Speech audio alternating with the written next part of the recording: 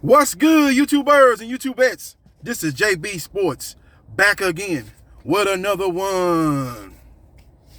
The two glamour divisions in the sport of boxing are the heavyweight division and the welterweight division.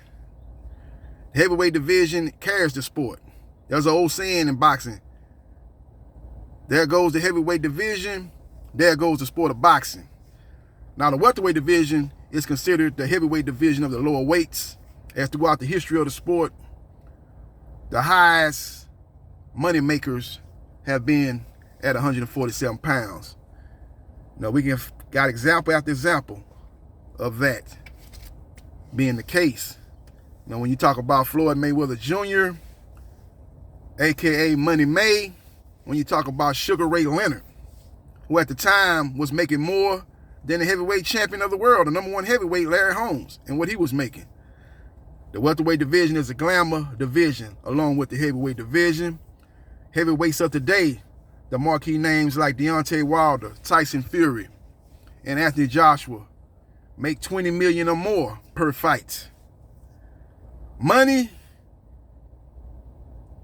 is the engine that makes everything run, not just the sport of boxing, but it makes everything run. And money is going to play a huge part. And if the biggest fight to be made here in the United States, I ain't talking about worldwide, I ain't talking about in the UK, I'm talking about here in the United States, the biggest fight to be made is Errol Spence Jr. versus Terrence Bud Crawford. You know, since this saga been going on, people have been saying, man, it's going to be a problem, man. Crawford ain't going to be willing to accept 50-50. 50-50 is not the problem. 50-50 is not the issue. Errol Spence Jr. last fight against Jordanis Ugas, guess what the percentage split of the pay-per-view was? 50-50. Now, guess what the guaranteed minimum for both fighters was? This is a unification fight. #1 welterweight versus the #3 welterweight. Errol Spence Jr. got $1.5 million. Jordanis Ugas got $1 million. Now, on the other hand, you talk about Terence Crawford, WBO welterweight champion, who is free and clear of his contract with Top Rank Boxing, which allowed his fights to be shown exclusively on ESPN. He made $6 million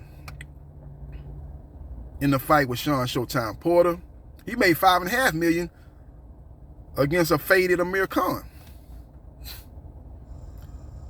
So he's going to have to be willing to accept much less, at least as far as guarantee wise, to make this fight happen. If he's looking for $10 million guarantee, the fight's not going to happen, ladies and gentlemen. I think this fight's going to have to be somewhere like, you give Errol Spence Jr. $5 million. You give Terence Crawford $4.5 million. And you split the pay-per-view 50-50. I think it's going to be somewhere in that ballpark. And it's going to boil down to, is Terence Crawford be willing to accept that?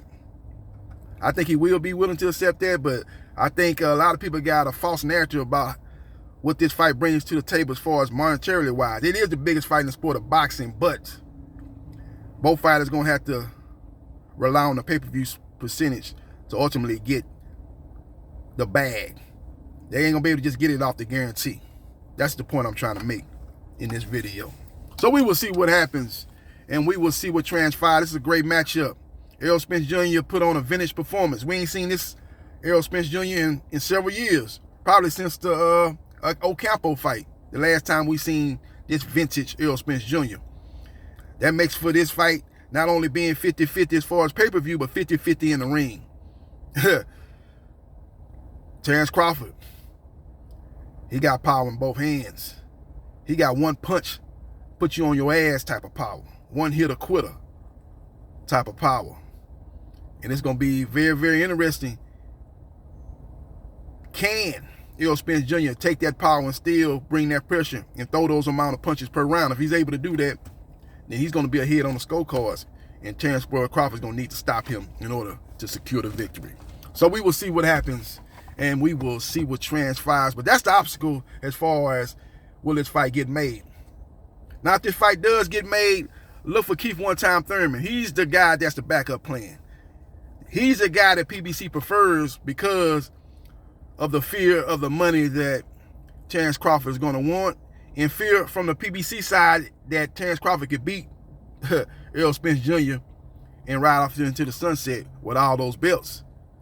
But PBC just needs to look at the landscape of not only the welterweight division, but the junior middleweight division. Because even if he wants to defend those belts, the biggest names are at 147. He would still could fight a Keith One-Time Thurman. That's a PBC fighter, so PBC will still be involved. He got other fights he can fight. Jerome Boots Ennis, who's affiliated with Showtime Boxing, and Steven Espinosa. He can make that fight happen. He can go up to 154. He go up to 154. He's got to fight for those titles held by PBC fighters, and Jamal Charlo, who's the unified junior middleweight champion, and Brian Castano, who's the WBO junior middleweight champion. So they basically got Terence Bud Crawford cornered to a certain extent. So they don't really need to lock him up to a multi-fight contract because all the options are with the PBC, whether it's in the contract or it's not a contract. So we will see what happens, and we will see what transpires. But all this multi-fight deal, oh man, PBC gonna make him fight a multi-fight deal. Terence don't want to do that. He just got free and clear from a multi-fight deal with Top Rank, and it didn't end well. So why would he go right from that to another multi-fight deal and get tied up? You guys are right. You don't have to do it though. That's the point I'm trying to make. You know, you got valid points, but why would he do that? PBC don't need to lock him up. They got him locked up without it. It's a de facto contract either way it go. 154 PBC, 147 PBC. You know what I'm saying? Maybe he go to UK and fight Conor Benn. That's doubtful. Conor Benn's not ready. But outside of that, the options are with the PBC. So we will see what happens, and we will see what transpires. But it's going to boil down to, man, the guaranteed minimum. Well, both guys got to be realistic in the guaranteed minimum. The guaranteed minimum is not going to be $10 million. I don't think it's going to be $8, $9 million.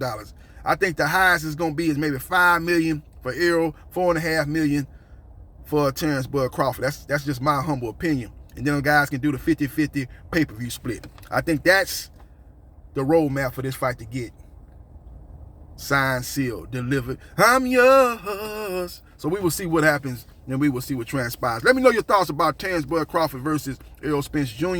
Do you think the fight is finally going to come off? Do you think Errol Spence Jr., with the urging of the PBC, goes into the direction of Keith One-Time Thurman? Let me know your thoughts. But the backup plan I'm hearing, though, if Errol Spence Jr. and Terence Bud Crawford do indeed get signed for the fall, early winter of 2022, that we get Keith One-Time Thurman versus Danny Garcia 2. I think that'll be a big fight. They're going to throw that on pay-per-view too, due to the fact that both Garcia and Thurman command a certain amount of money, which would make that fight too expensive for a regular Showtime or a regular Fox. Let me know your thoughts. Follow me on Twitter, JBsports3303. Like, share, and subscribe to JB Sports. The man, the myth, the legend. And I holla.